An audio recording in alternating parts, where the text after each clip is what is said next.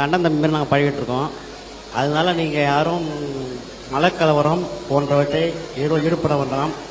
இது தமிழக சட்டமன்ற உறுப்பினர்களால் நிறைவேற்றப்பட்டுள்ளது.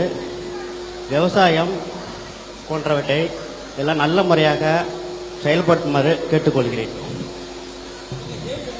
என்ன கேள்வி? மத நல்லிணக்கம் இருக்கணும் விரும்புறீங்க, எல்லாருடைய விருப்பம் அதுதான். என்ன கேள்வி? அதுக்கு என்ன வழின்னு கேக்குறேன். அதுக்கு என்ன வழின்னு கேக்குறீங்க அதானே? அதாவது சொல்றது இங்க மத கலவரம் இல்லாம நல்ல அண்ணன் தம்பியா பழகிட்டு இருக்கிறோம். அது அதாவது நல்லிணக்கம் நீடிக்கிறதுக்கு என்ன வழி அப்படிங்கறத கேக்குறீங்க அதானே? அவர் என்ன கேட்கிறாருன்னு கேட்டா, பல மதத்தவர்கள் நம்ம நல்லிணக்கத்தோட இருந்து கொண்டிருக்கிறோம். இது தொடர்ந்து நீடிக்கிறதுக்கு என்ன வழி, என்ன மாதிரி நம்ம நடந்து கொண்டால் இதே மாதிரி அண்ணன் தம்பிகளாக மதங்கள் வேறையா இருந்தாலும் கொள்கை வேறையா இருந்தாலும் நமக்குள்ள பிரச்சனைகள் கலவரங்கள் பஞ்சாயத்துகள் இல்லாமல் போவதற்கு என்ன செய்யலாம் அப்படிங்கிற ஒரு கேள்வி கேட்கிறாங்க. பொதுவாக இது ரொம்ப சிம்பிளான ஒரு விஷயம்தான். என்ன விஷயம்னு கேட்டா, இப்ப நான் ஒன்றை சரின்னு நினைக்கிறேன், நீங்கள் வேற ஒன்றை சரின்னு நினைக்கிறீங்க. அதனால ரெண்டு மதமா இருக்கிறோம். முஸ்லீம்கள் நாங்கள் ஒரு விஷயத்தை இதுதான் சரின்ற ஒரு முடிவுல நாங்க இருக்கிறோம். கிறிஸ்தவர்கள் என்ன செய்வாங்கன்னா அவங்க ஒரு கருத்தை வைத்துக்கொண்டு இதுதான் சரி அப்படின்னு அவங்க நினைப்பாங்க. இந்துக்கள் என்ன செய்வாங்கன்னா அவங்க இதுதான் சரின்னு நினைக்குவாங்க.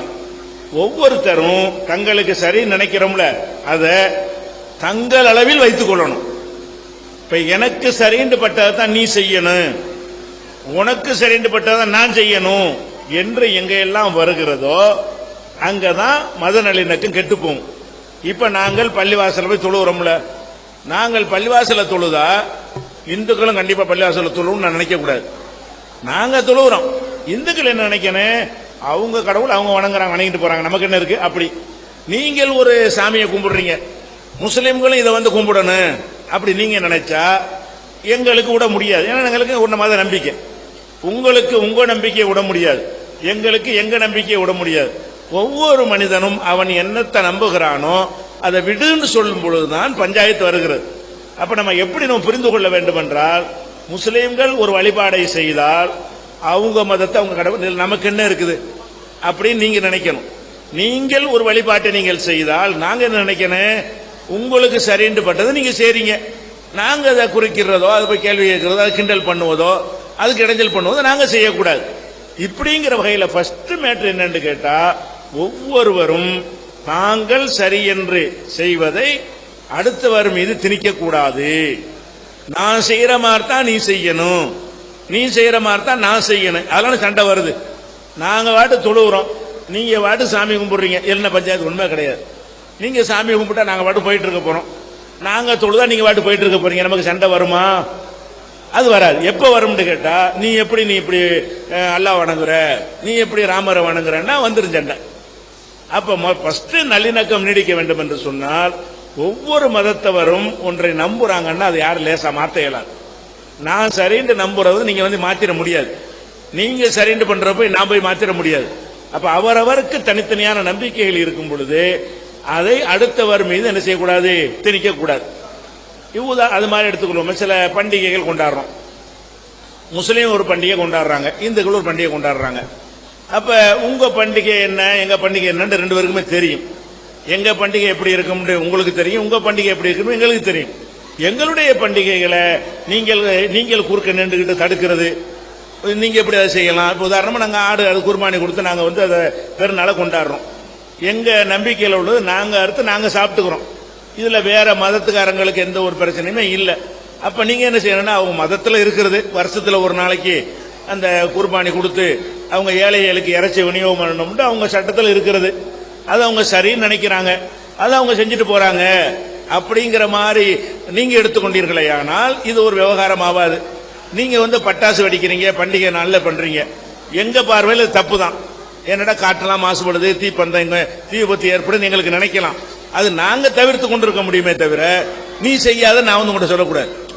நீ ஏன் அப்படி செய்யற, எதுக்கு நீ பட்டாசு வெடிச்சு நாட்டை நாசமாக்குறேன்னு நாங்க உங்கள்கிட்ட கேட்டோம்னு சொன்னா உங்க மதத்தில் நாங்க தலையிடுறோம். அரசாங்கம் தலையிடலாம், சில தீமையான விஷயங்களை தடுக்கலாம். நாங்க போயிட்டு தலையிடும்போது என்ன ஆகுதுன்னா பஞ்சாயத்து வந்துடும். அப்ப அடிப்படை மேட்டர் என்ன விளங்கணும்னு கேட்டா, எல்லா மதத்தவர்களும் அடுத்த மதத்தவர்கள் அவங்க மதப்படி நடப்பதில் குறுக்கிடக்கூடாது, இடைஞ்சல் பண்ணக்கூடாது. யாருடைய மதத்திற்கு எதிராகவும் அடுத்தவர்கள் வந்து என்ன செய்யக்கூடாது, வரக்கூடாது. எல்லாருடைய உரிமைகளும் மதிக்கப்படணும் இருந்தா அதான் நல்லிணக்கம். அப்படி வாழுகிற எந்த நாட்டிலையும் எந்த சண்டையுமே வராது. அப்படி இல்லாத எந்த ஊரா இருந்தாலும் அடிக்கடி சண்டைகள் வரும். இந்த சண்டைகள் வந்தா என்ன, எல்லாருக்கும் கேடு. சண்டைகள் வந்துச்சுன்னு சொன்னா நம்முடைய பொருளாதாரம் வீணா போயிடும், அடுத்த ஸ்டெப் நோக்கி நம்ம போக முடியாது, நாடு கூட முன்னேற முடியாது, நம்ம வியாபாரம் பாதிக்கும், கேஸ் வழக்கு வம்புண்டு நம்ம ஒரு நாள் உணர்ச்சியில் ஏதாவது செஞ்சுட்டு போயிடுவோம், பல வருடங்களுக்கு நம்ம அலைய வேண்டி வரும். இப்படி எல்லாம் யோசிச்சு பார்த்து நம்ம அறிவுபூர்வமா நடந்துருவோம், நம்ம பொண்டாட்டி பிள்ளைய பார்த்து கொண்டு நமக்கு உள்ள நம்பிக்கையில் நம்ம உறுதியா இருந்துருவோம் இருந்தோமே, ஆனால் அந்த நல்லிணக்கம் நீடிக்கும். அப்படி இல்லாம ஒருத்தர் மாதிரி உதாரணமா இப்ப நடைமுறையில் நீங்க பாத்தீங்கன்னு சொன்னா, ஒரு ஜெய் ஸ்ரீராம் சொல்லு ஒரு சாரா என்ன செய்யறாங்க, ஒரு முஸ்லீம் போட்டு அடிச்சு கொள்றாங்க. அவனையே அவன் சொல்றீங்க, அவன் வேற ஒரு கொள்கையில் இருக்கிறான், நீங்க வேற ஒரு கொள்கையில் இருக்கிறீங்க. அதை போய் அதனால என்ன வருதுன்னு கேட்டா ஒரு கசப்பு உண்டாகி போயிடும், வெறுப்புணர்வு உண்டாயிரும். முஸ்லீம் இப்படி செய்யக்கூடாது. முஸ்லீம் நாடுகளில் எவ்வளவு பேர் இந்துக்கள் கிறிஸ்தவர்கள்லாம் வேலைக்கு போயிருக்கிறாங்க. அவன் போய் நீ அல்லாஹ்வுக்கு பேர் சொல்லுன்னு சொன்னாண்டா நம்ம கசப்பு வருமா வராதா, வரும். அவன் போய் நீங்க இந்துக்களா இருந்தாலும் அரபு நாட்டுக்கு போனாலும் நீங்க இந்துக்களா தான் இருப்பீங்க, அங்க போய் முஸ்லீமா நீங்க மாற போறது இல்லை. அப்ப இந்த மாதிரியாக ஒரு சகிப்பு தன்மை, எல்லாம் ஒரு கொள்கைக்கு வர முடியாது. ஒற்றுமையா இருக்கணும் பேரு எல்லாரும் இஸ்லாத்துக்கு கொண்டு வர இயலுமா, இயலாது. எல்லாரும் இந்து ஆக்கிட முடியுமா, அதுவும் இயலாது. எல்லாரும் கிறிஸ்தவனாக்க முடியுமா, அல்ல கடவுளை இல்ல அப்படின்னு எல்லாரையும் மாத்த இயலுமா, மாத்த இயலாது. அதுல உள்ள அதுலதான் இருப்பான். அப்ப என்ன நம்ம செய்யணும்னு கேட்டா, சகித்துக் கொள்ள வேண்டும். அடுத்தவன் ஒன்றை செய்வது நம்மளையும் பாதிக்கிறது. நான் முஸ்லீமா இருப்பது உங்களை பாதிக்க கூடாது, நீங்கள் இந்துவா இருப்பது என்னை பாதிக்க கூடாது. இது மட்டும் வந்துருச்சுன்னு சொன்னா நாட்டில் எவனாலையும் கலவரத்தை உண்டாக்க முடியாது, எவனாலையும் பஞ்சாயத்து உண்டாக்க முடியாது. நம்ம இதே சகோதரத்துவம் அண்ணன் தம்பிகளாக தொடருவோம். இதுதான் சுருக்கமான வழி. அது நீடிப்பதற்கு ஒருவரை ஒருவர் புரிந்து கொண்டு சகித்துக் கொண்டு அனுசரணையாக வாழணும், யாரும் யார் மீதும் திணிக்க கூடாது என்பதே அது சுருக்கமான ஒரு பதிலாக அதுக்கு சொல்லி